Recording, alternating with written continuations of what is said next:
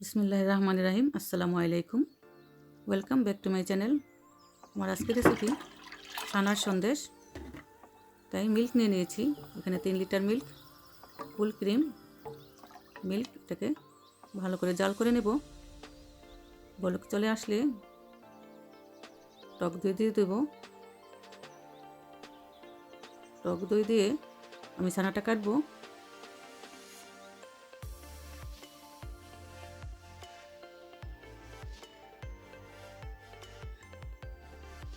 বলক চলে এসেছে।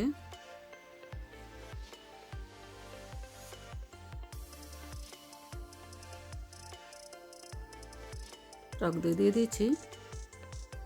এখানে আমি 3 কাপ টক দই দিয়েছি।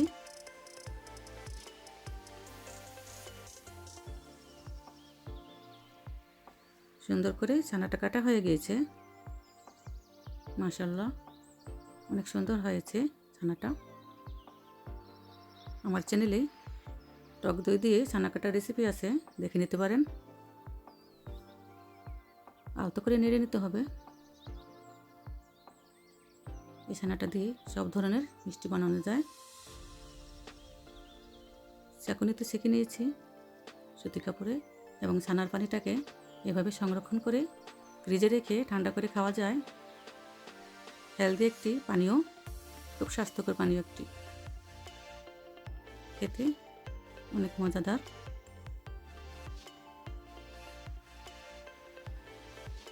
ইফতারের সময় এই পানিটা আমরা খেতে পারি। হেলদিও পানি।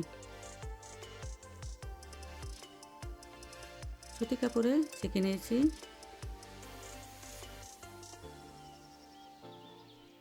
কিছুক্ষণ বেঁধে রাখলেই পানি ঝরে নিয়েছি।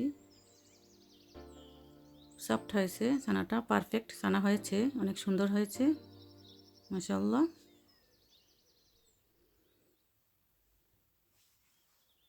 ছানাটা প্লেটে নিয়ে নিয়েছি এবং হাতে বানানো 2 চামচ চা চামচ ঘি দিয়ে দিয়েছি।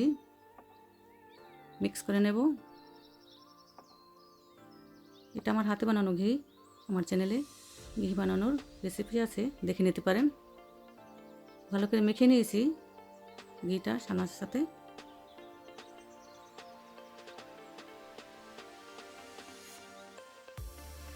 এখন অ্যাড করছি 2 কাপ চিনি,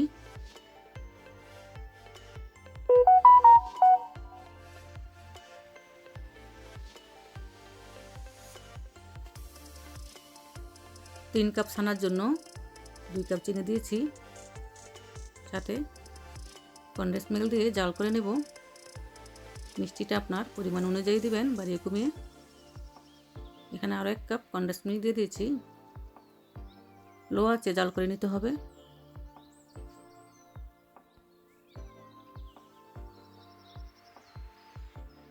নেড়ে চেড়ে ভালো করে জাল করে নেব।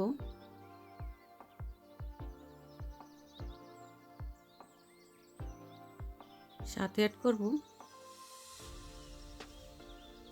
2 টেবিল স্পুন ফুল মিল্ক ক্রিম। ভালো করে নেড়ে চেড়ে মিশিয়ে দেব। জাল করে নেব ঘন হওয়া পর্যন্ত।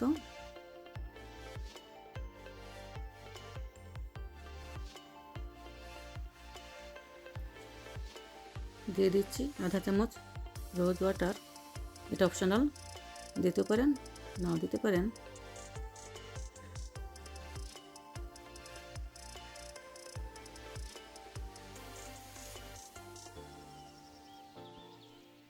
জাল করাতে ঘন হয়ে এসেছে, শুকিয়ে এসেছে।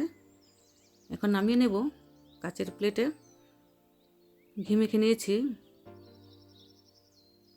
বাটিতে ঢেলে সেট করে নেব গরম অবস্থায়। পেঁচালার দিয়ে সুন্দর করে সেট করে নিয়েছি। এখন একটু ঠান্ডা করে নর্মাল ফ্রিজে রেখে দিতে হবে 2 ঘন্টার জন্য।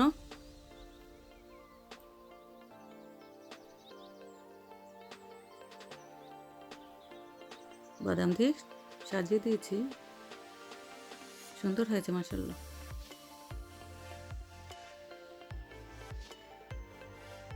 2 ঘন্টা পর ফিরে আসলাম।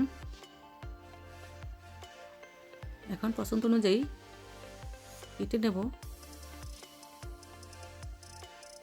আমি 4 কোটা করে কেটে নিচ্ছি।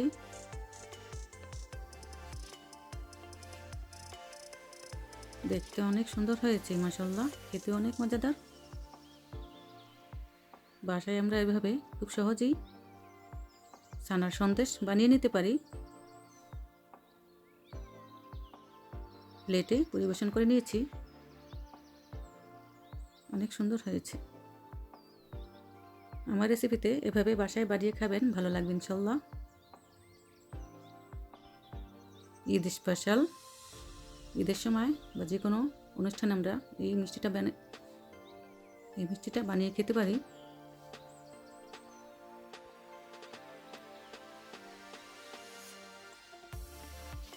সুন্দর হয়েছে মাশাআল্লাহ। আমার রেসিপি সহজভাবে আপনাদের মাঝে উপস্থাপন করার চেষ্টা করেছি। ভালো লাগলে লাইক, কমেন্ট, শেয়ার করবেন, পাশে থাকবেন, আমাদের জন্য দোয়া করবেন। জাযাকাল্লাহু খায়ের। আল্লাহ সবাইকে ভালো রাখুন।